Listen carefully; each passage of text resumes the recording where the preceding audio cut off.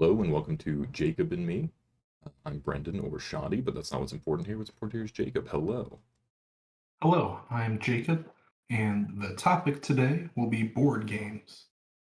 Yes, and before we get into that, I'm going to contextualize how we know each other, which do I remember? I believe we met in high school. We did not go to the same middle school. No, it was just high school. Yeah. Um, I don't even know if we had classes together freshman year.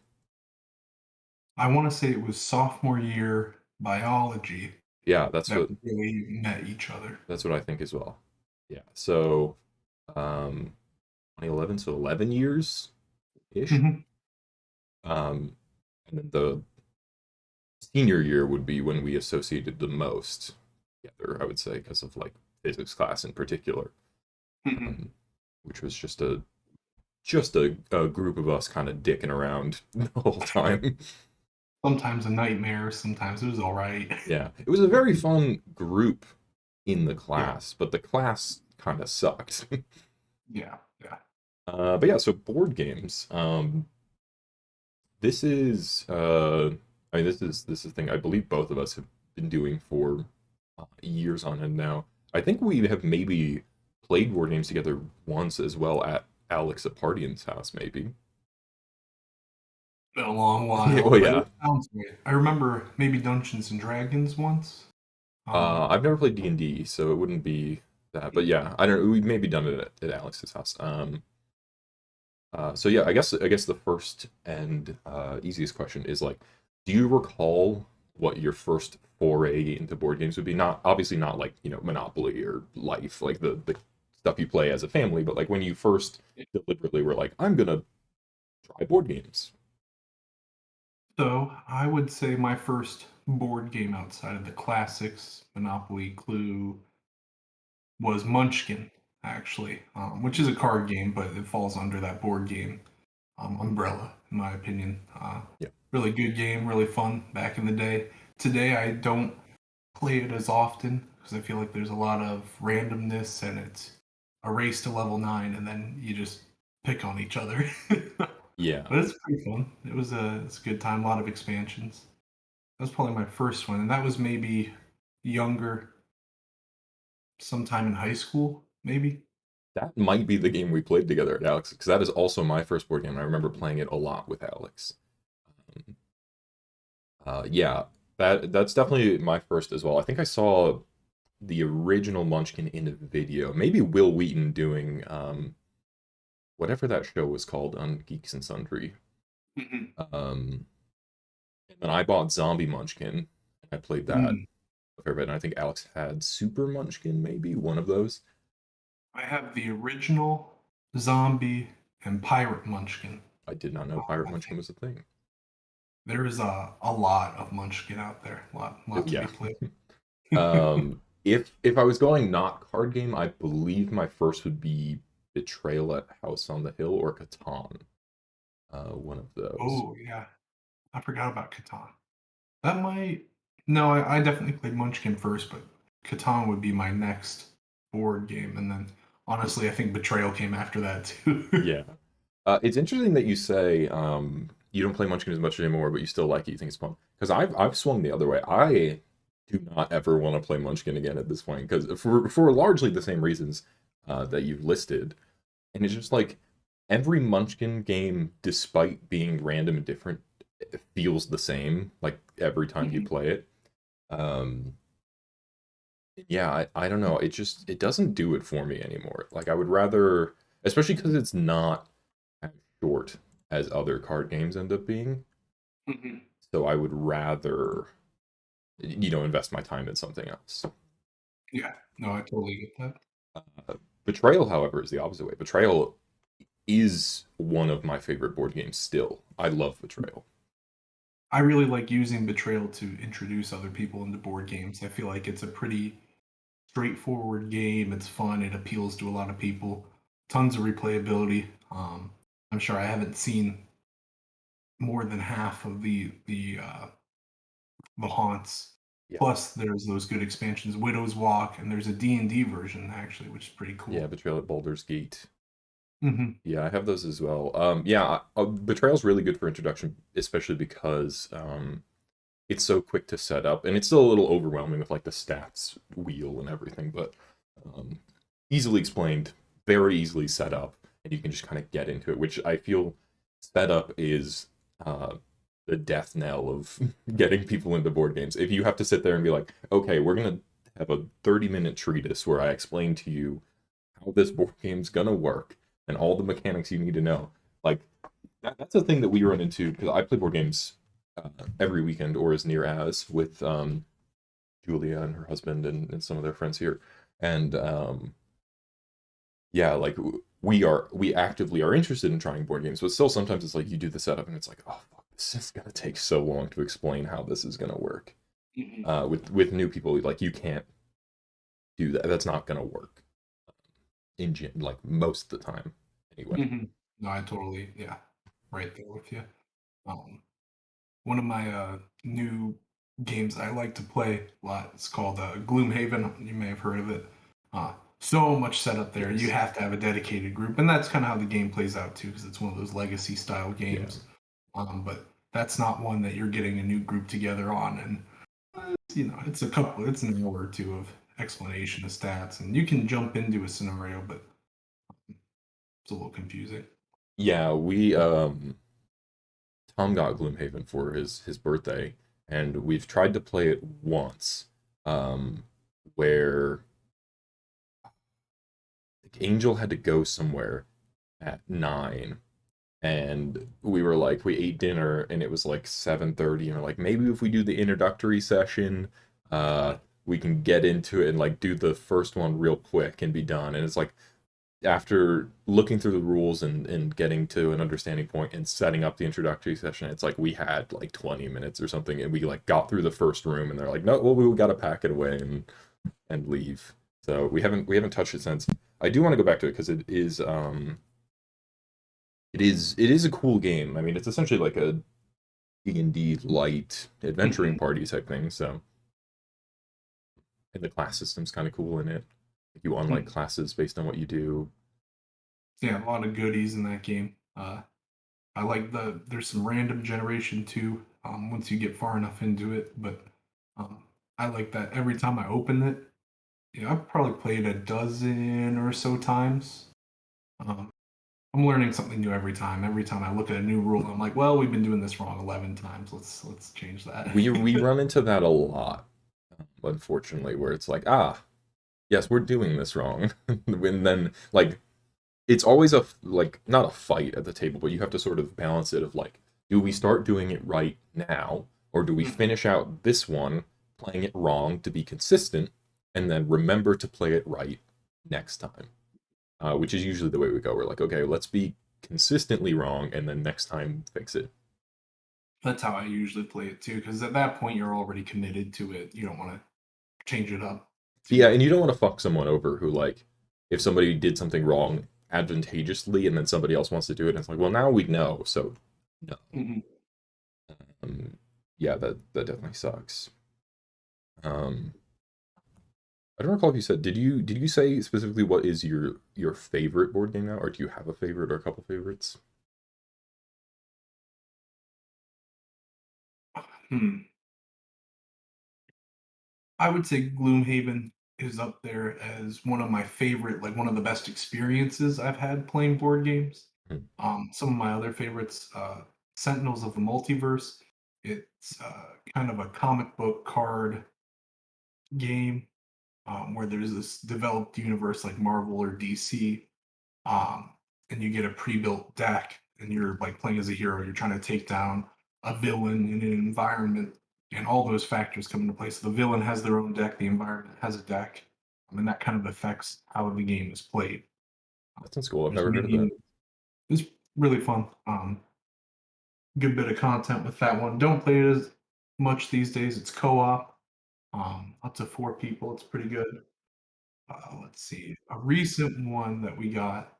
My wife and I have been playing called Meadow. That's been really good, really fun. Really beautiful art, good card design. Um, you play as a group of like park rangers, and you're looking in the park with your binoculars trying to find good scenes. Look out into your meadow and find a good scene. You're trying to build your own meadow, I guess. So you start with like ground tiles, which have like a basic symbol and then like a bug or a butterfly or something, and you build up from there into deer or whatever larger animals. Um, it's a lot of fun. Yeah, that sounds pretty cool. I guess in a similar vein, and maybe the answer will be the same, but I'm curious if it's different. Do you have a most played board game?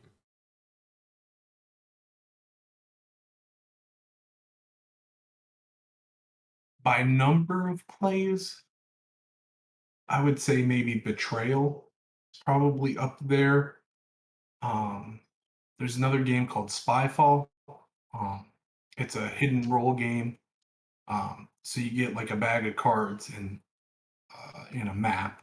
The map has like maybe 2 dozen, 3 dozen locations on it. So it'll be like cruise ship or bank or some crazier ones like space station or Crusader Army, which is fun, very different. So you get this bag of cards. All of the cards have the location, same location, and like a role. So if you're at like the bank, you maybe have like a teller, security guard. But one card in there has spy. So the spy doesn't know where they're at. The spy is trying to figure out what location they're at based on the map. Um, and everyone else is like trying to figure out who the spy is. So you take turns saying like, "What'd you bring for lunch today?" or "What time did you get here?" And you want to be specific enough that the other people know you're in the know, but not so specific that the spy can guess where you're at. Hmm. Pretty fun game. Yeah, You'll it's say interesting. like, yeah. I feel like I've played a game with a similar question mechanic like that, and I don't recall what it is. Maybe it's like a Jackbox game has like a similar thing to that. Yeah, I like Jackbox games a lot too. That's Yeah, good for a casual crowd. Honestly, just put it up and real easy to tap in with your phone. yeah, yeah. I think it is. I think it's there's a yes. There's one where you can do. There's like four things. There's like a point one if you raise your hand or not. Hold up a number of Yeah, fingers, yeah. and one where you have to like no, because you don't say a response to that, do you? I don't know. There's something in there that has some similar mechanic to that. I know what you're talking about. You're still trying to hide in plain Yeah, sight. It'll ask you a question like, "How many cars do you have?" And yeah, everyone puts up a number. Most people do this, and if you go like this, well, you yeah, don't know what the question is. yeah. Yeah, it's similar to that. That does sound like a fun game. I think what my most played would be. Betrayal's also up there. Mhm. Um, Root is probably up there because Tom really loves that game. What is root? So you're like woodland animals on a map, and the various animals have different mechanics for what they have to do. So like there's birds that like their whole thing is they place cards in their row to determine what they're gonna do. So there's like recruit soldiers, attack, move, something else. And like based on the colors that you put in there, you have to do that. So like if you put in a yellow card in recruit soldiers, you have to be able to recruit soldiers on a yellow tile, otherwise you go into the chaos period or whatever. And then like some people are just like straight up like normal recruit soldiers attack. There's like a raccoon that just like is like going around the map kind of doing its own thing. And so like every class has like different strategies for how they're played and like sort of different goals. Well, the end goal is still to take over enough of the places for most people. Um, but the way they do it is like very different. There's like a mercenary group where they can like people can hire you to bolster their armies and then you use that money to like make yourself better. Mhm. It's a really interesting game and like changing classes makes it feel very different, which is Mhm. nice. It has expansions for more classes. So yeah, he really loves that one. He wants to play it a lot, so we've played it a fair bit. It sounds like fun. Yeah. Yeah. Um, I guess in this vein, I feel like I know the answer to it based on what you've talked about. But do you have like a favorite type or subset of board game, like cooperative versus competitive? I do like non-combative. cooperative games. I like to play those. My wife doesn't like to play them as much because she wants to, win. Like, where's the winning Mm. aspect, right? Well, you can win as a cooperative item. I really like deck builders as well. So like DC deck builder, we got the Teen Titans and the villains one, along with a Rick and Morty, and there's one more out there. Maybe there's Wizards. There's like a generic Wizards one. Um, Pretty fun. You build spells. Um, Big fan of deck builders. Um, I haven't played. I think the classic one is Dominion. That's like I played the deck Dominion like builder. once. It's Yeah, fun. me too. I think I played it all at one time in college. My roommate had it, um, but it just didn't ring any bells for me. But I really like the genre in general. What is there's a deck builder that I played a lot in college digitally, and then Tom recently got it. It's called Star something. Star Realms? I don't know if you've heard of that one. Yeah, it's Star Realms. Mm. No, no, I haven't Um, heard that. it's interesting. There's like a you start with basically a set hand of, you know, five money cards and two attack cards or whatever, and then there's a centralized ship hub that is accessible to everyone. So you're like everyone sees the same things in the shop, and you're like competing to get to it first, as a lot of deck builders end up being. Um, and there's different factions within the ships that like are better at certain things. So like the blue faction like heals, the yellow faction's about getting more money, the red faction's about attacking and scrapping, and the green faction is like more about comboing or recycling the shop. And so like which path you go into, like you want a little bit of everything probably, but which one you go into the most really determines how you're going to be playing the game. It's a Hmm. pretty fun one. It's like easy to set up and play. I think we kickstarted it or something in college, and like me and Ben Heinrichs would play it digitally a lot at UT, just like sitting in class. Nice, good. um, yeah, that one's fun. I do love deck builders a lot. It's hard to because not everyone loves deck builders, so it's hard to play them a lot of the time. One more that I missed called Clank or Clank in Space. There's an original one that's Clank. It's more of a fantasy flavor. The one we have is sci-fi flavored. Mm. Uh, Essentially, you're rummaging around a dungeon or a ship, and you make clank as you go around, which is noise to attract the boss's attention. But you're building a deck, trying to pick up loot, and then escape in time before the boss, fries you. Okay, It's a pretty good one. that's pretty cool. I'm just writing down the names of ones that you have said that I have never heard of.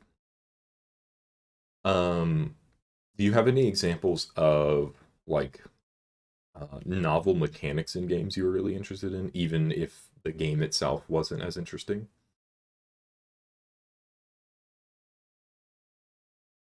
Um, I can give examples if you'd like time to think on that. there was one I was thinking of. It's called Shadowhunters. I haven't played it in a really long time.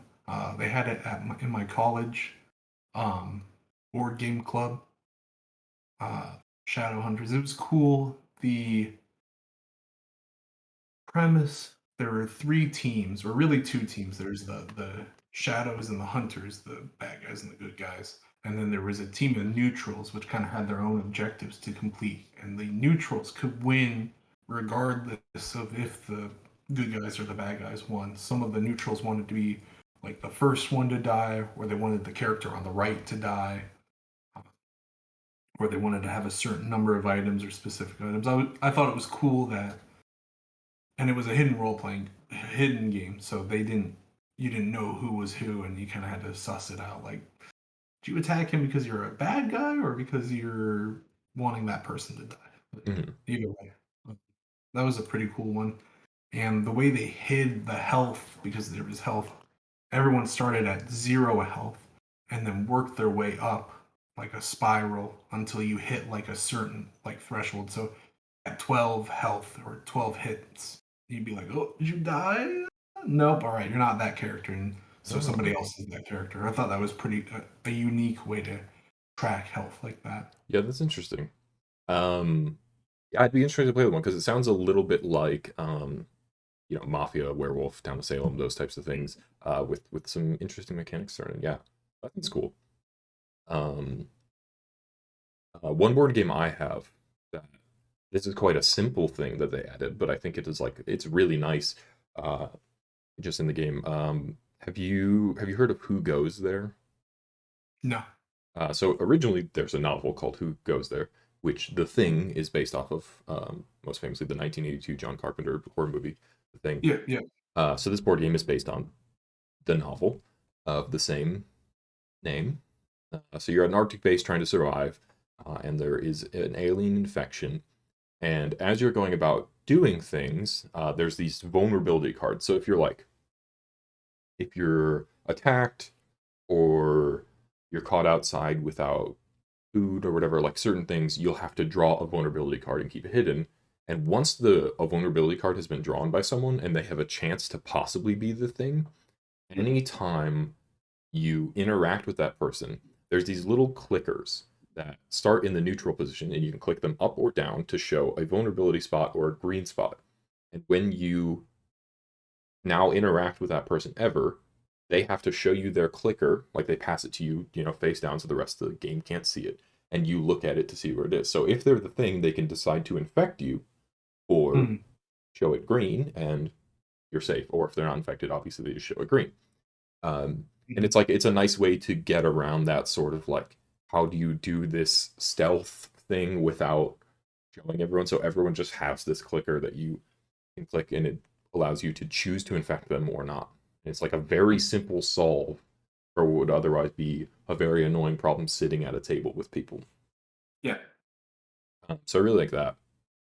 And then I actually have another example for novel mechanics that actually sort of piggybacks into um, another question I had. Have you heard of 1313 Dead End Drive? Another kid Mm, focused game. no, I Um, don't. so it's in the same vein as Mousetrap, Okay. where it has like very physical things going on Mhm. to a lesser degree.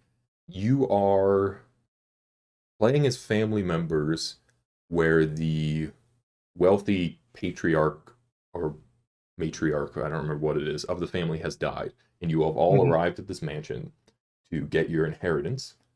And so when it is your turn, you, I believe, can move any character on the board, even if it's not yours, and you're trying to Mhm. get people positioned into traps so that they can be activated and killed so that you can get the inheritance. And it Right. has like very physical stuff. So like you can walk someone's character up the stairs, then you pull a little lever on the stairs, and their character thing falls through the stairs and dies. And like it has all these very physical things. So the question that this pivots into are there games that you like conceptually but would change in some way? Because I like 1313 Dead End Drive conceptually, but it's targeted to kids and doesn't really have that much mechanically to it. But a game like that, scaled up, would be super interesting.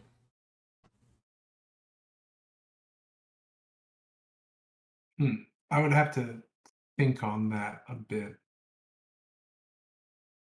but actually, so kind of in reference to your last one about the infected the thing, I had a friend who recently got a game called Nemesis, which is kind of like based off of Alien, Okay. and for their infection mechanic, you get infected cards which have like trying to think, not infrared readers, but it's got like a red overlay Mhm. on the infected, and it's got 4 words on it. It'll say like infected or something like that, like off brand. So you are only infected if it says infected. So they try to throw you off by that, but you slide it into the reader and it will tell you whether or not. So that's kind of how they got around showing that That's cool.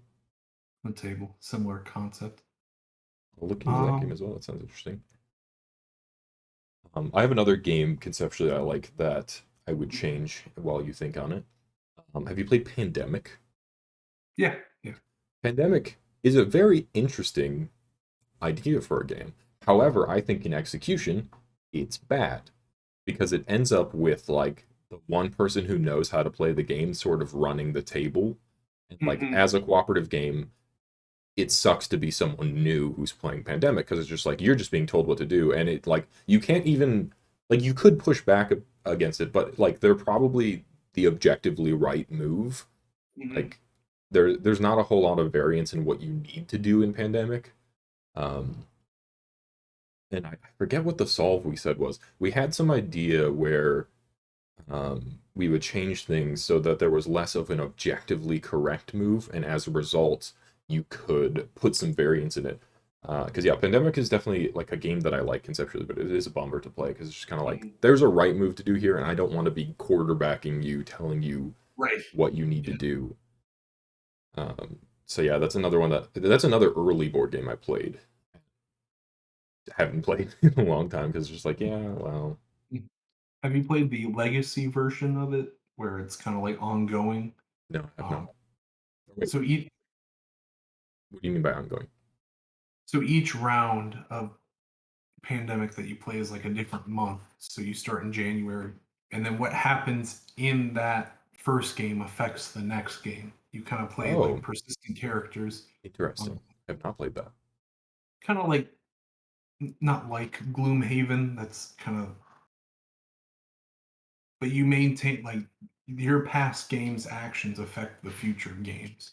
That's cool. So maybe that you get an event that causes all red cubes to cost one more, whatever. I don't know what the specifics are. We only played it the first time. Mhm. um, but yeah, that cool. It adds a good twist onto it rather than just the same kind of scenario over and over. Yeah. But if the core gameplay loop is still the same, you would still run into the same problem. Yeah, definitely. Um, yeah. That does sound interesting, but yeah, I think Pandemic needs some sort of solve still for me to get back Mhm. into it. Do you play much legacy games? Not not really. We there's one I want to play, but the problem with legacy games is obviously making sure you have the same static group with no Yeah. variations. But also like some of the legacy games, like the cost investment to get into them, and then you can't replay it in a lot of Yeah. cases, is a pain in the ass. So like, what's it called? King's Dilemma looks really cool. Um, you essentially are playing as different factions within a kingdom, and if Hmm. you win the round, a member of your faction becomes the king for the next round, which gives you some minor amount of power, and then your king gets killed or retires depending on the outcome of the round, and then somebody else's Hmm. faction takes over, or your faction can take over again. And you also have secret objectives at the same time. So you have like a faction identity. Like your faction might be the merchants, but you might get a secret identity of like, I need to increase the kingdom's culture to this point, or it needs to stay in this range for this round. And you get points based on how well you do in that, and like your Hmm. contributions to the kingdom and stuff. So like it's like this sort of chaotic uh, mishmash. And I think the idea is that because each round you're playing a different member of this faction in time. That's what the secret objectives are. So you are playing sort of a separate identity. So you aren't just doing the same thing every round. But it's a very cool game. But it is at least $100, and you can only play it once you finish the whole legacy, which is a bummer. Yeah. I've got another legacy type game, Mechs versus Minions, which we haven't played. We played maybe the first 3 out of 10 missions. Mhm. Um, it's based off of League of Legends universe, so it's pretty fun. But you play as a set of four. uh, I don't remember what the race is called, but they're like little goblinoid people in mechs, and you draft cards as you go along to like program your mech. So you've got like a board of 6 slots. So you say, okay, on step 3, I'm gonna turn right. On step 5, I'm gonna shoot diagonal. And then you have to kind of consider that as the round goes on, you're building a more and more complex program. Um, but you just gotta remember, like you can't do any friendly fire type things, so that's a bonus. But it's kind of the gist of it. Sounds pretty cool. Mhm. Oh, I forgot one novel mechanic. I even pulled it up because I wanted to talk about it and I forgot about it. Have you heard of Mysterium or Obscurio? Yeah, Mysterium is a good one. Yeah. Um, So these are both games not made by the same people, which is what I originally thought. They're just the same artist. But yeah, mhm. Mysterium is very cool. Obscurio is similar but vaguely different. Have you played Obscurio as well? No, we played a lot of Mysterium in my college board game group. But I don't have a copy. I haven't played it in a while, and I haven't heard of Obscurium. Obscurio. Obscurio. Okay. Yeah. So uh, for reference for other people, Mysterium is a clue-like board game where you are solving a murder. Um, there's these wonderful artist renditions of these vague little scenes. Um, and the murdered party, someone in the round, is the ghost, and they are giving you these scenes to navigate you toward the right answers for the murder weapon, the murderer, and the location. Very fun. Obscurio is a similar sort of thing. One person plays as the Grimoire, um, and they are guiding you to the exit. So, like a series of doors will be placed, and it's the same art style of like look at this art and navigate to the right door. But one person in the game is a traitor, and they are Mm, trying to steer people the wrong direction. So they will take the little piece and they'll be like, "Oh, that person's holding a red balloon. It's obviously the red door." And they will try to get people to navigate to the wrong door. And if you pick the wrong door X amount of times, you can't escape. I think it's like you need to go up 6 floors and there's like 8 or 9 rounds. So if you pick the wrong door 3 times, you're trapped in the tower and the traitor wins. Um, so it's similar to Mysterium, but moderately different, and it makes for a very fun experience as well. I really love the little art scenes in these games and just sort of using that to point people in the right direction. I think it's very cool.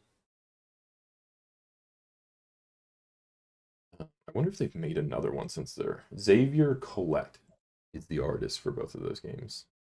mm, Um, he does have other games under his. I'll have to look into that because yeah, Megan and Laird got way into Mysterium, and then I bought Obscurio, and then just like gave it to them because I was like, you guys liked this a lot, and I also did, but I'm moving out, so you can just have this. Um, yeah, very cool games. I think it's a really great mechanic, and I think it helps. Because Clue's a pretty fun game, but mhm. Mysterium is a nice variation on the Clue formula. It makes for a fun change because I don't know that I'd play Clue now. It's a I've little played Clue actually. I just got a recently. I just got a new copy of Clue. My mom found it somewhere, and she's like, "You play board games here?"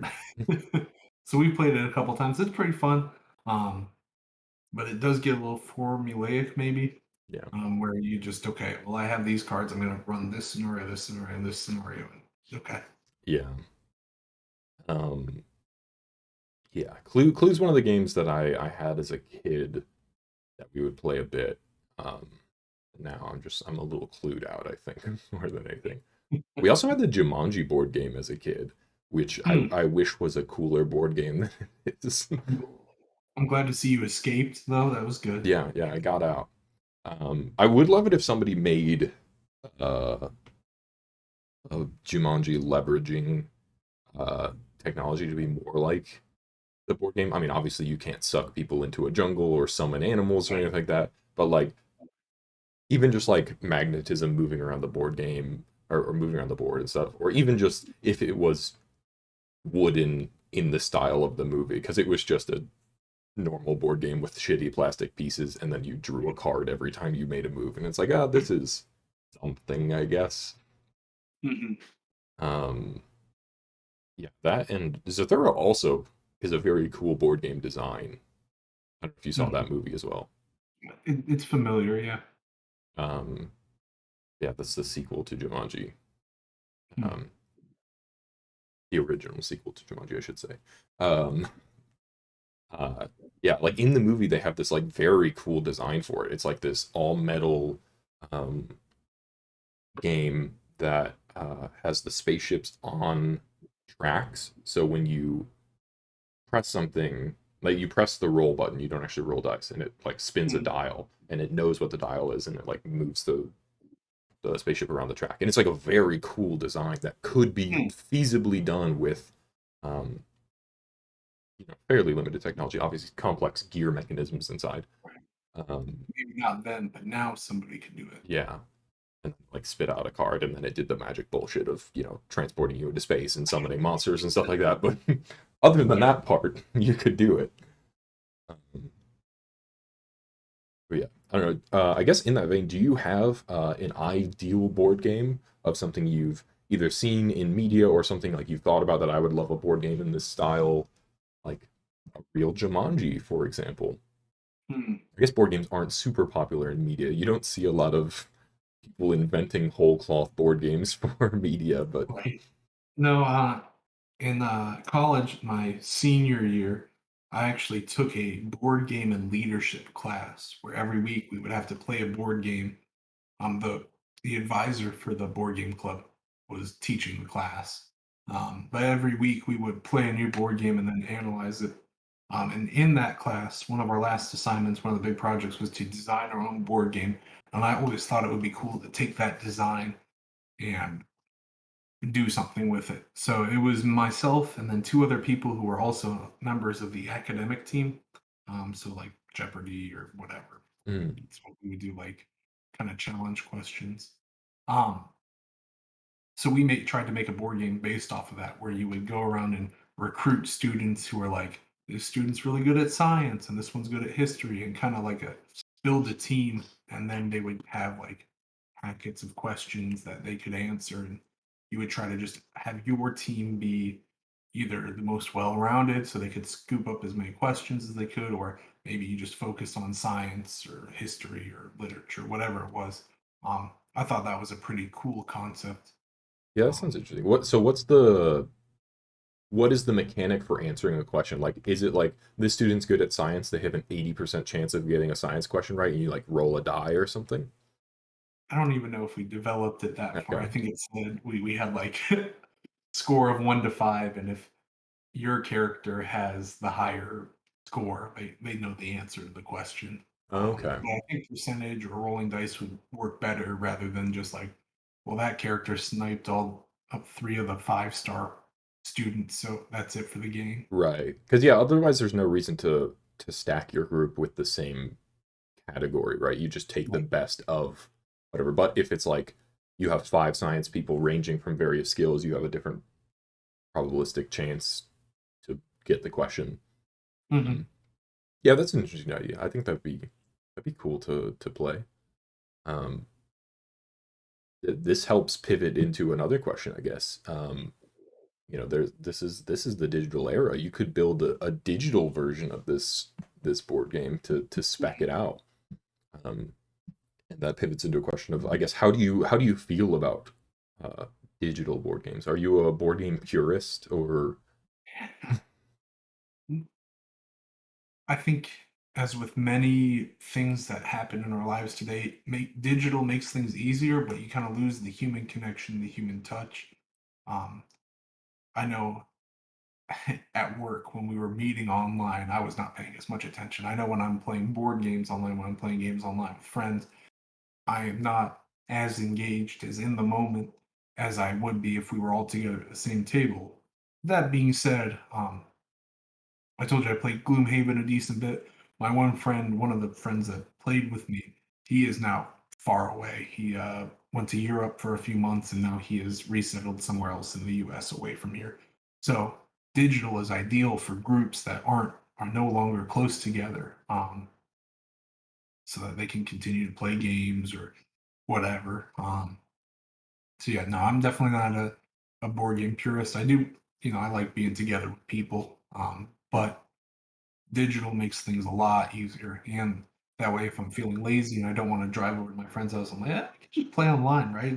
I don't have to change, don't have to yeah. brush my teeth. But Um, yeah. yeah,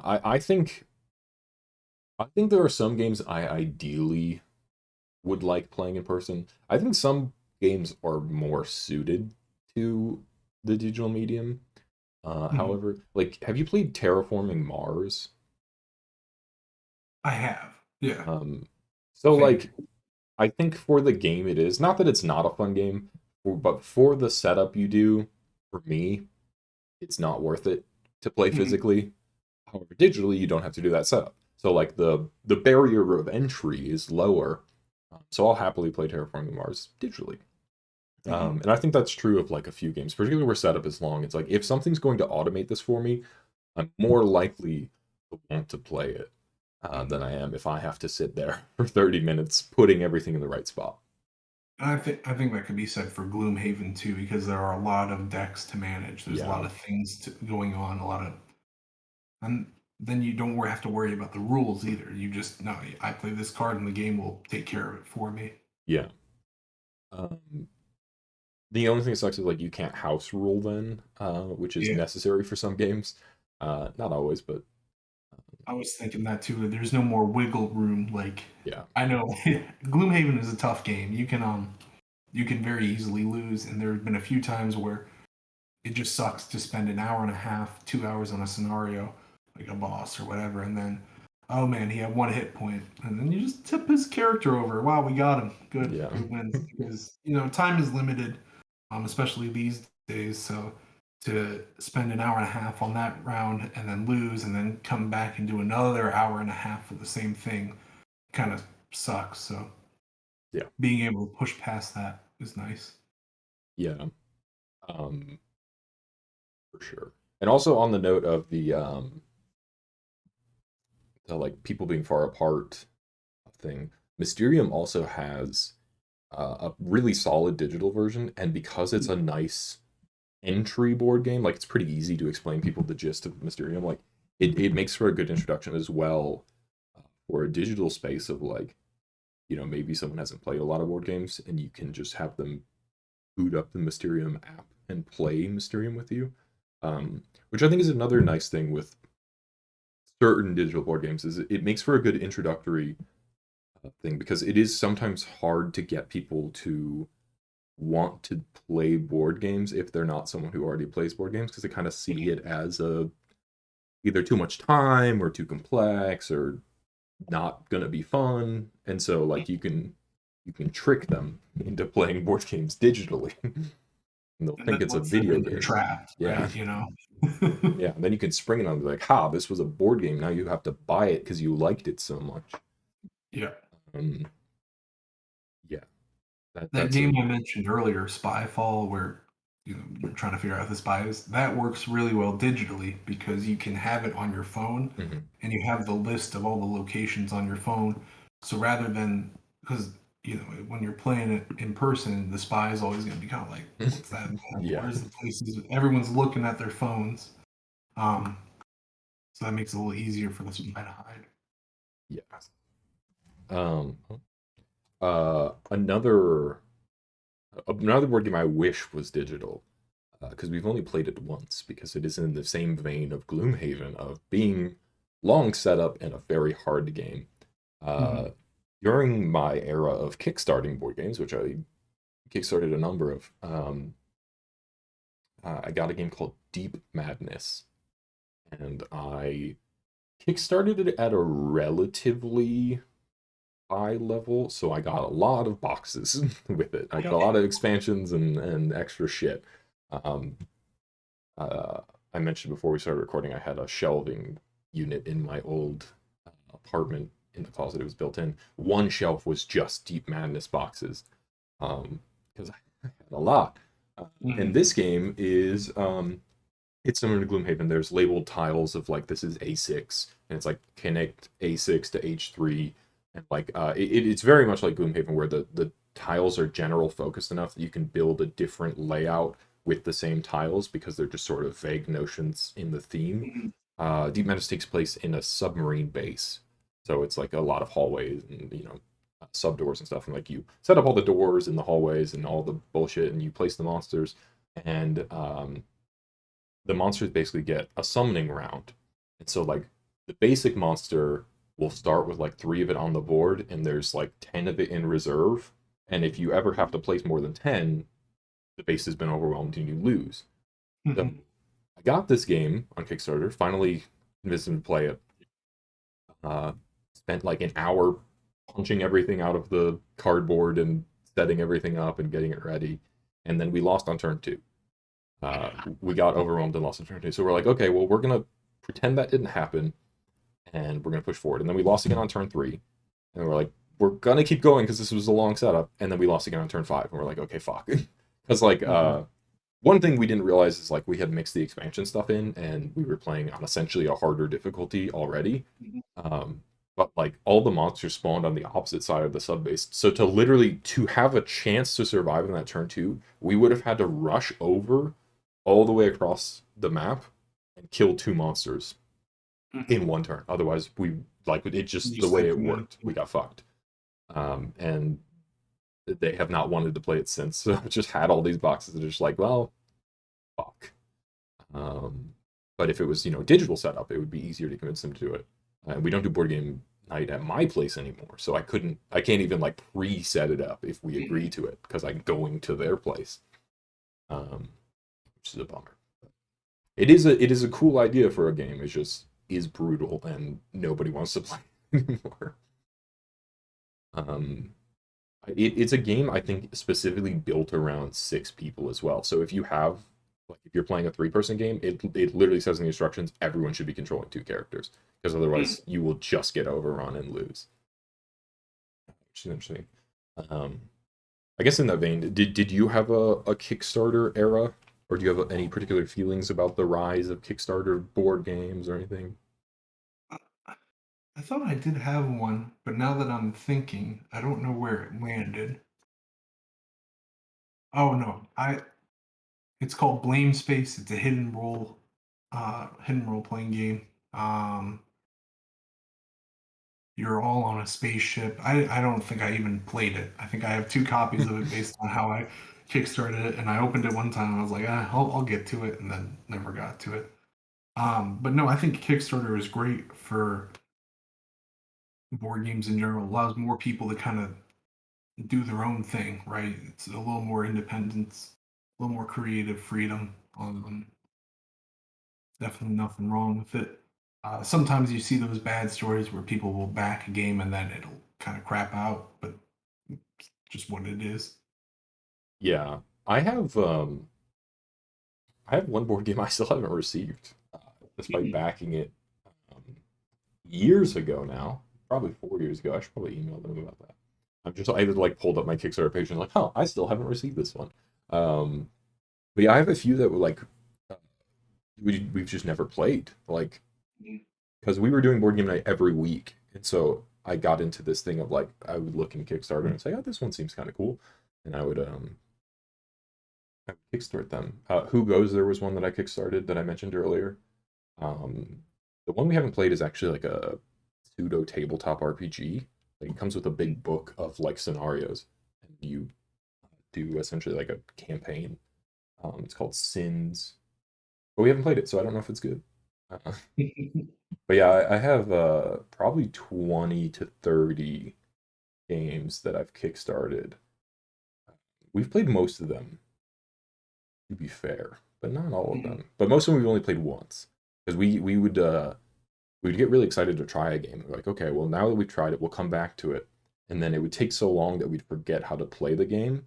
And then when we're like, oh, let's come back to it, we're like, none of us remember how to play it. So it would be like playing it the first time again. And we don't really want to spend an hour learning a board game again. Um, we haven't played a lot of them again. We are, we have recently sort of committed to like, let's revisit these games. And we did just revisit one called Vindication, which is really cool. That is like it's the same sort of thing as like Betrayal, where as you go, you're flipping tiles to build out the map based on what Mhm. areas you can interact with. So you can flip like an academy that helps you gain intelligence or whatever. So the board is always different every round, and you're just trying to build up your character and end up with the most victory points at the end. But it's a very cool game that just has a lot of things going for it. Like every stat is associated with like a deck of some sort, like whether it's hirelings or monsters to fight or relics Hmm. to get to influence your character, and like there's just a lot. So it's really a game where like we'd have to play it a number of times to get a feel for what the best strategy is, Hmm. which I think is a problem with a lot of the games we've kickstarted because they're not established games. It's like, okay, what is this going for? It's a new thing to learn. I guess it's probably true of any board game, but the common board games, you have all these associative stories of people playing them or videos of people playing them, Hmm. and you get more of a feel for them. I will say it's really nice when you have a video tutorial, Yeah, either a gameplay, somebody playing it through, or even just when the developer of the game is like, "Hey, here is 30 minutes of how you play this game. Here's a bunch of specific scenarios and things you might run into." It's nice when you have that, because a lot of people are averse to reading the rule book, and they're like, "Hey, Jacob, you got it. You'll read it. No yeah. worries." Yeah, that's how I got into a lot of board games. Was I mentioned before Geeks and Sundries, Will Wheaton's show It's not that sit is down, shut up, is it? is what? Or is I think sit down and shut up and play something. No, I think it has table in the name. I don't know. There's that one, and then Polygon has a show called Overboard, and I've watched both of those, and that's how I sort of learned about various games that I might be interested. Certainly early on. Um, I think Will Wheaton's game is just called Tabletop. uh, that explains why I couldn't draw it into my mind because it is very generic. Yeah, so I watched a lot of that, and learned about games. Polygon's show Overboard actually showed me a really cool game that's also in the Clue style, called Deception Murder in Hong Kong. I don't know if you played that one. I I saw people playing it at the board game club, but I don't think I ever played it myself. So it's really cool. It is sort of a halfway point between um, Clue and Mysterium, I would say. Hmm. So you start the round by giving out tiles to everyone, and one person will be given the tile of the head investigator. So they're essentially the ghost in Mysterium. Hmm. Um, and one person will be given the tile of murderer. And if you play the advanced version, there's also a witness and a accomplice. Hmm. Um, so everyone has four weapons in front of them and four like miscellaneous items that would be in the room. And Hmm. so when the murder is decided, like once the tiles have been passed out, everyone closes their eyes. The lead investigator asks the murderer to open their eyes, and the murderer points at one of each. And those are the things that the lead investigator is trying to get the other players to guess. So say like they pick rat poison and cutting board. So you're trying to indicate that. So you pick like cause of death is always there and location is always there, and then you draw four random other things and you indicate them with uh, little bullets to like point to what to do. So like cause of death has like asphyxiation, poisoning, uh, blunt force trauma. It has like six things, and so you put Yeah. poisoning, obviously. Location, you put kitchen, and then the miscellaneous things like there's time of day, which is not especially helpful, but maybe you'll have a clue that is like bacon and eggs, and you're like, okay, I'm gonna put breakfast. Um, and you're just trying to place these bullets that let you indicate what the thing is. And so everyone goes in a round, and everyone gets one guess. So you can guess in the first round, or you can wait, and then the lead investigator can draw one more of the four type of cards and swap one out if they want. And after Hmm. three rounds, everyone has to guess. And so Hmm. the murderer is trying to like draw off heat by like pointing at other cards that can be that fit the clues. But obviously you can't do it too much because then people will know that you're the murderer, and they will be looking at your card specifically. It's a very fun game. It's easy to set up, and it's a lot of fun. So does the murderer have? You say every person has four cards of each type in front of them. Yeah, except for the lead investigator. But yeah, the murderer does, and all the people guessing do. Does the murderer have to pick two from their own pile? Yes, Okay, that's because right. Okay. yeah. So yeah, then they're trying to point at other people's stuff. Um, So weirdly, some cards are just like I wish it was better balanced because some cards are just like very easy gimmies. Anything with poison, there's like 3 or 4 things that count for poison in the game. So if you pick that as your murder weapon, like they're just gonna immediately put the bullet on poison. You're gonna be kind of fucked because there's good Yeah. odds that nobody else drew one of those to put in front of them. But yeah, it's a great game and it's very easy to just like jump in and play a round of that. Mhm. So it's a good thing that we use when we don't have a lot of time um, before we need to eat dinner, or like if we have a little bit of time left before everyone's gonna leave, we'll play like a Yeah. round of that or a round of Love Letter or something like that. Um, Love Letters, a good one. Yeah. yeah, Angel has a Lovecraft version of Love Letter. I don't know if you've played that one. Mm-mm. It's interesting. So it's the same style as Love Letter, the 1 through 8 cards, but also they have um, insane versions of the cards. So like one is like the guards, right, or whatever, where you like point to someone and you say, "I think you have this card." Mhm. There's the insane version of that card where if you play an insane card, you don't get to use the insane effect, but then you become insane in any future insane cards you can play the insane effect. So if you're insane and you play a 1, you essentially get 2 guesses instead of one. It says you can point to them and guess a number, or if they have a 1, they die. So you get an auto guess of 1, which you can't do normally in Love Letter with the 1, and you still get Mhm. the guess. So they're just like better Mhm. versions. But the risk is if you're insane, before you draw your card for your turn, you have to flip a card for every insane card you have in front of you. And if you flip up an insane card, you die. So it's Mhm. like a risk reward system. And it also changes the victory mechanic because you can either win insane 3 times or win normal 2 times to win the round rather than just get X amount of wins. There's a cool variation on the normal love letter. I like Letter. It was very simple, very easy, but I do like the sound of adding more to that game. It was a little bare bones, but I think that's what it was designed for. That Yeah, I'm not. I think that's what their design space was. But yeah. It's also funny because you can draw an insta lose hand in the Cthulhu love letter if you draw both eights because you have to discard one, you just lose. it's just over. Yeah, which is very funny when it happens. Um, oh, do you have a least favorite thing or mechanic in games? Oh,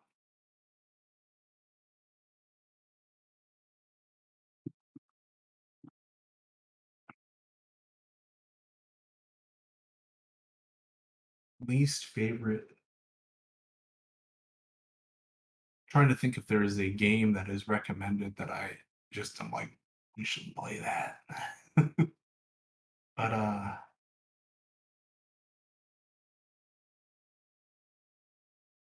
no, I can't think of anything off the top of my head.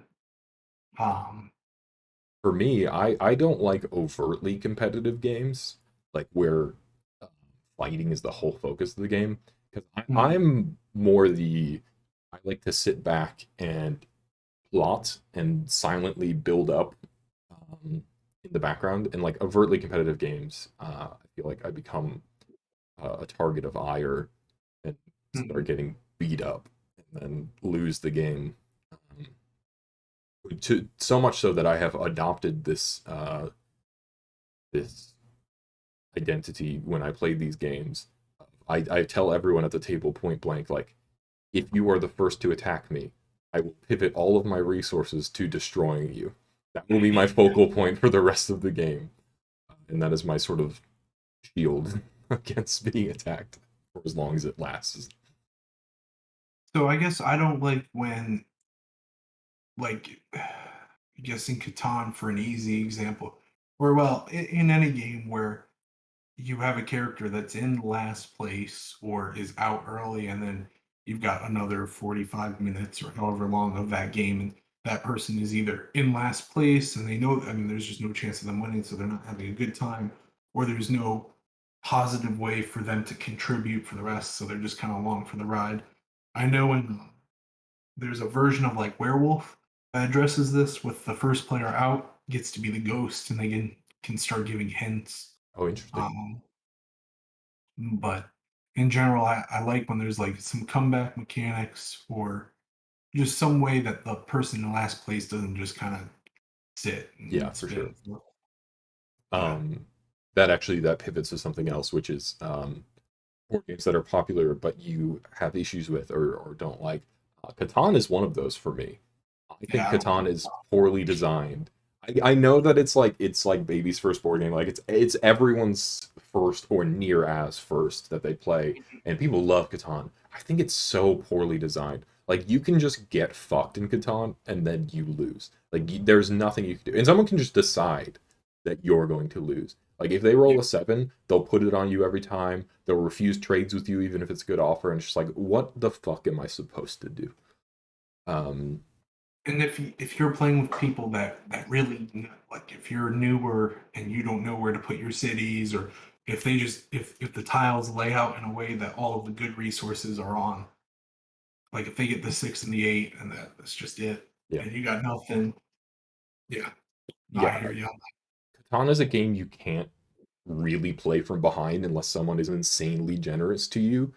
Mhm. Um, yeah, I think that is also a thing I take a lot of issue with, not being able to play from behind. Because even Betrayal, like, you can be the weakest person and get Traitor, and that kind of fucking sucks. But you can still be getting item cards if you want to during the haunt. Like, you can go try to strengthen yourself, or often the Mhm. haunt will give you some form of buff to make I you will say better. like betrayal is not necessary. There's a lot of those haunts that are not very balanced. Where even if Oh, you yeah. are the weakest player and you get traitor, it doesn't matter because you've got an army of zombies or whatever it is. Yeah. Yeah. Yeah, the betrayal. There are times when like the haunt is really stacked against you, and it's just like there have been games where it's like I'm gonna do this suicide action to give us a chance to win. There's the flask with the demon in it or whatever, um, where it's like you open it and it hits everything in the radius of to Mhm. do a shitload of damage. Um, I don't know if it was the zombie haunt, but it was something like that where they had a lot of minions. I was like, I'm going to walk up to him and I'm going to open this flask, and you guys will just have to deal with this and try to finish the round because Yeah. we're going to lose right now.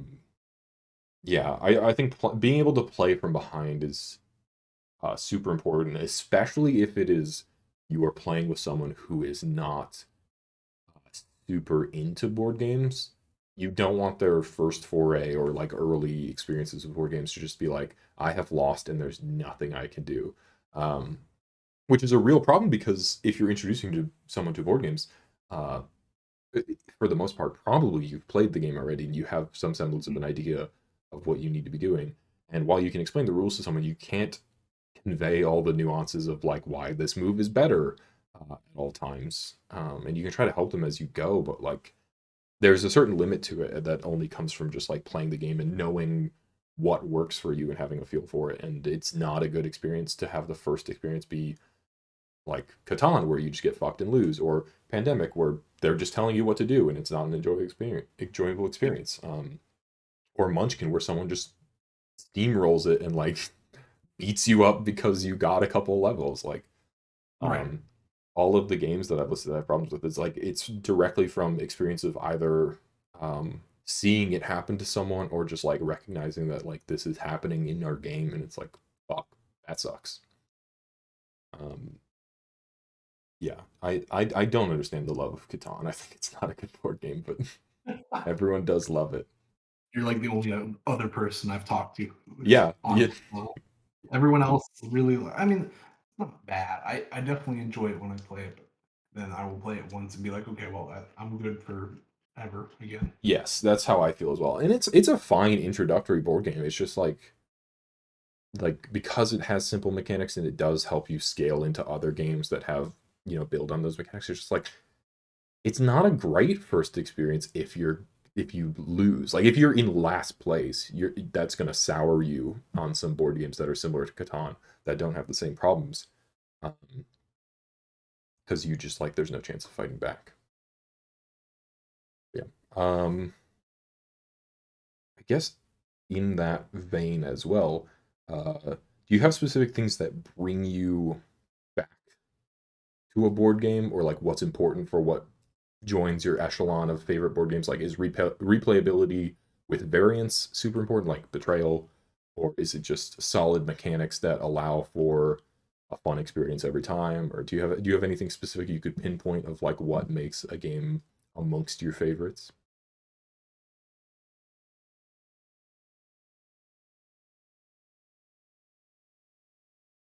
I would say it would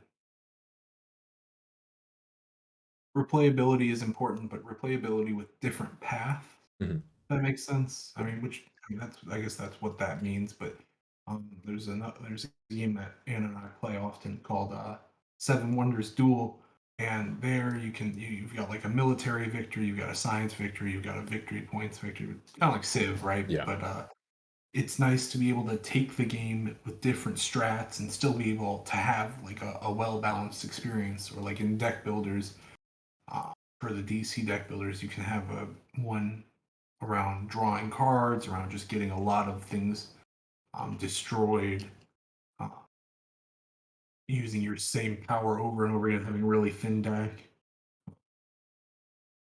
So I think just having the game be balanced is important, because if it's unbalanced, well, if I want to win, I have to grab science card A and B and the military card B, and that will just let me loop, and that's it. That's what I'm looking for. Yeah.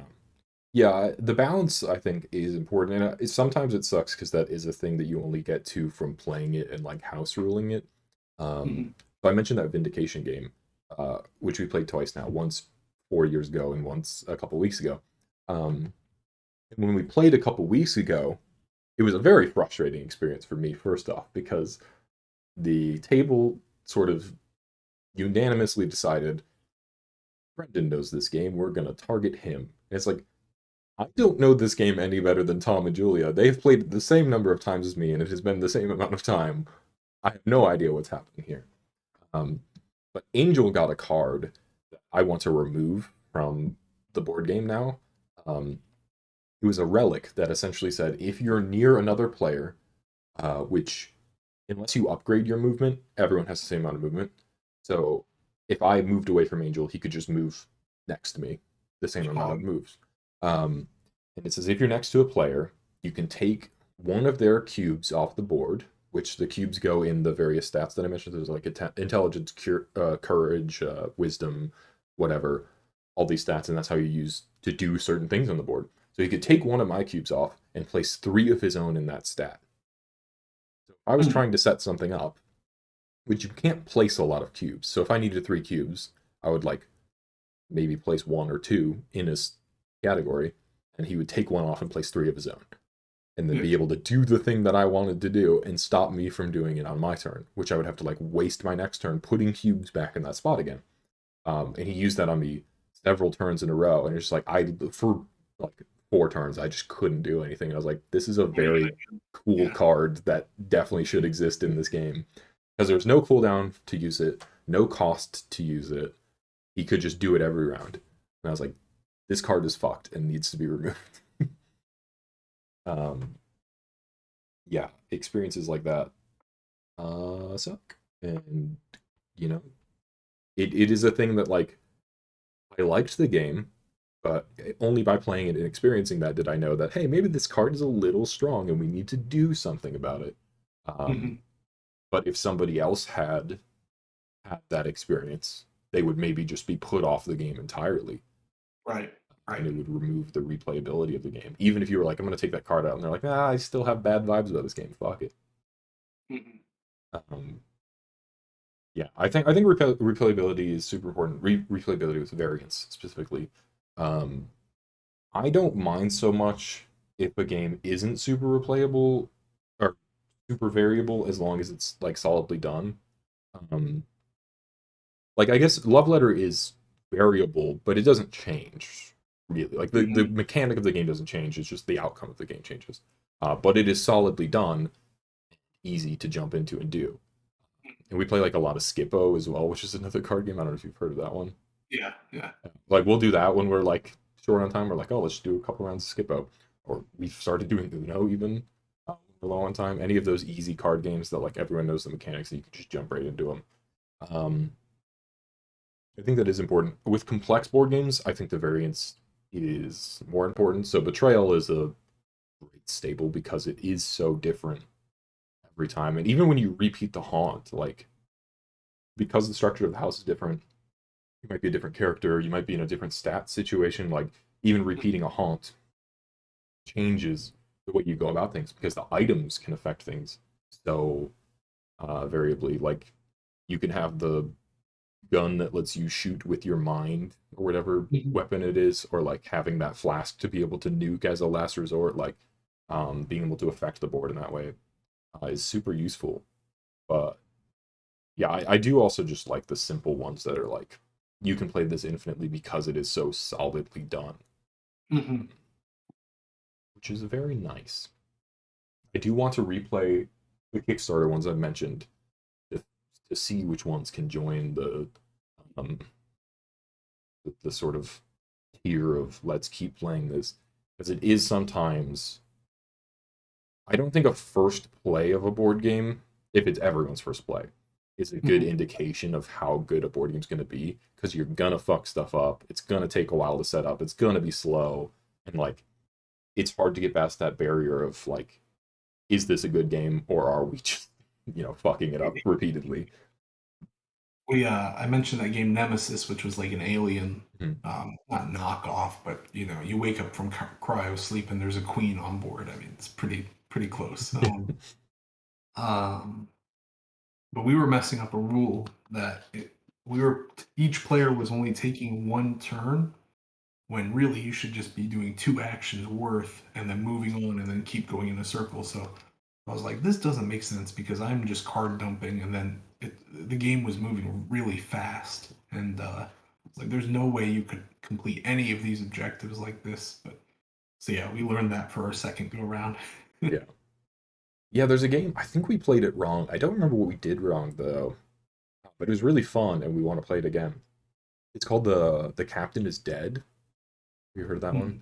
Hmm. So you're set. It's set in like a Star Trek like universe where you're on a ship and the captain is dead, and everyone draws a random crew member card that is their role. So you can be like the head engineer. One person is like the ship's hologram that is like influencing in certain ways. Um, you can be the lead scientist, the medical officer, whatever, and you have different abilities that you can do therein, and like you're better at certain things on the board, and you're just basically managing all these ship crises and trying to survive. And one thing we definitely exploited that I don't know if we did it wrong, that maybe needs to be tweaked, is Tom was playing as the hologram. Um, and when a normal character dies, I think you have to like draw another character card, or there's some penalty for death. But when the Hmm. hologram dies, they just respawn next turn because they're a hologram. So we were Hmm. like letting Tom tank stuff and die, and like every turn he was just like being the tank while everyone else rushed to fix stuff. It's a very fun game, but we were definitely either playing wrong or exploiting something that needs tweaked.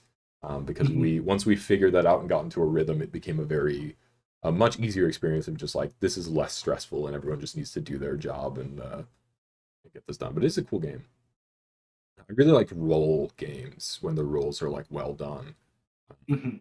Because even Who Goes There that I mentioned, I only talked about the clickers, but everyone also has a role in that, and it's very collaborative, which is another pressure of like if someone's going to infect you, because like one person is the doctor, and like everyone can search the general deck to try to get like healing supplies, but the doctor has a better chance of getting it from their deck, and only the Hmm. doctor can search their deck, and like the cook has a better chance of getting food. Um, so like in some cases when it's like, oh, the round where we need to eat is one round away and I haven't found any food, searching the general deck probably isn't going to do much for me. I have to risk trading with the cook and hope I don't get infected. I hope the cook is not about to infect you. Yeah.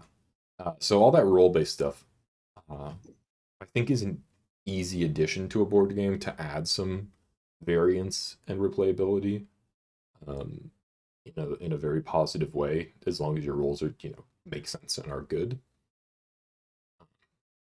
I think that's a common thread in games that I really like is having role definitions. I think I'm out of questions at this point. I don't know if you have any other neat board game facts or Mm, stories or games you want to talk about? Not so much facts. I did have a few that I was, as we were talking, I thought about three others. So as far as the digital space, there's a board game that I played called Mansions of Madness, I've heard of this. which, I haven't played it though. but Lovecraft, Mhm. you're in a mansion, but that has both a digital and a physical component. So as you're playing the game, you enter commands into the digital thing, but you're also like on the board, like you've got things laid out and you're flipping tiles. I thought that was pretty neat because the digital managed like the game master side of it, but physically you still got to play a board game like with your hands. So I thought that was pretty cool. Yeah, that sounds cool. Um, Cooperative game that we had at the board game club again called Captain Sonar. So it was 4v4. Each player has a role. So there's so you're playing as competing submarines, and each player has a role. So there's the engineer, the radar tech, or like the engineer would be making sure that all your components were working. Like, could you fire missiles? Can you move? And those things break every time you hit a mine or something. Can you drop a mine? Is another one. Um, so there's the engineer, the radar tech, who can eavesdrop on the other people because you're talking like you got a board separating um, between you and the other team, and you are trying to figure out where they are at on the radar and avoid their missiles and mines. And at the same time, um, they're trying to figure out where you are, and it's competitive like that. So the captain then directs where you go. The radar tech is like overhearing, like trying to listen to the other captain say, "All right, go north, and then go east, and then go north twice, or whatever." And they've got like a whiteboard, clear, like a something to be writing on, and they try to line it up to where the islands are to see where are the only paths that other submarine could take. Um, so there was one other rule that I don't remember. Um, it was really cool. It was a really cool game. Yeah, that sounds interesting. Very fast paced, and it was cool because it was kind of on you to be honest as to Mhm. whether or not you could head in a certain direction, whether your weapons were available because everyone was just like self managing. Mhm. I thought that was a pretty cool one. Um, And then the last one, there was a Sherlock Holmes board game, which was kind of legacy. There's 10 cases that you have to solve, and you go step by step. And every time you start a new case, you get a new newspaper and a address book of where you can look. So you can go anywhere on the map. You just have to determine it. You got to look on your map and say, all right, we want to go to this address. It's number 61 in the book. And you open up to page 61 or whatever it is.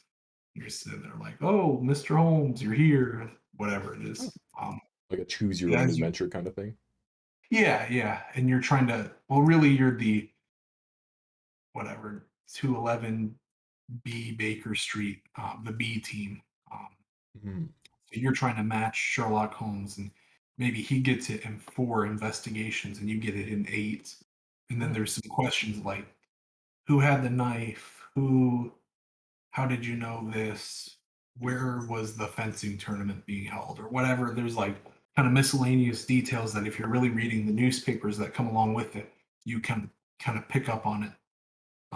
They had a Jack the Ripper expansion, which was like 4 additional missions. That was pretty cool as well. Um, but each newspaper built on the last one too. So when you're at the last couple cases, like you've got 9, 10 newspapers to sift through, and the earlier ones don't offer as much insight, but there, I don't remember exactly, but there were some things that you had to look at all of the newspapers to kind of piece it together. It was a really cool game. that sounds super cool. Do you remember the name of that one? I think it was just it was Sherlock Holmes something. Let's see, Sherlock Holmes Consulting Detective is I think the base one. Okay. Yeah, that The sounds super interesting. Yeah. Um, your description of the submarine game reminded me of another game. It's a phone game, not a board game. Uh, Mhm. but it's similarly styled. It's called Space Team 13. Um, Space Team, yeah, I've definitely played that. It's yeah, very similar because you're just shouting, "Turn off the defibrillator," and the guy's got to go over there and flick the switch or whatever. Yeah. yeah. Insane game, but yeah, very very fun. Same sort of style. Yeah, you've given me a lot of board games that I've written down that I'm going to look into now. Um, I have 10 written down. Nice. Well, good. I'm glad to spend some of your money for you. Yeah, yeah, I'll have to look into them. Um, some of them are legacy games that I probably will not get because hard to commit to a legacy game. Yeah. I mean, it sounds like you're honestly in a good setup for it. That you guys The have a only thing week. is our weekend is variable. Like sometimes some people can't make it, or we have too many people to start a game because like we have 6 of us that do it, which is outside the like normal board game range. Like usually it's 4 or 5 for a game. Um, and then yeah, when it's just 4 of us, we could do a legacy game, but it's not consistent when there's going to be just 4 of us. Mhm. So yeah, we're in a decent setup for it, but not perfect. Mhm. Because yeah, I I think was in a good King's Dilemma's spot. like 5. I was in a good spot till my buddy went to Europe and then Yeah, on now, but I'll be that guy. I'll be the one who eventually moves and ruins the board game night. Um, that'll be on me. I don't know if we're gonna pivot to digital when that happens, or they'll just carry on. Don't know mhm. how that's gonna work out. Because yeah, there are some board games that are like you can only play them digitally on like Tabletop Simulator, which is not great. It's fine. Like if there's like a Mhm. pre-built module, it's fine. But if someone just like loaded the assets in and you have to do it yourself, it's like this sucks. Yeah, yeah.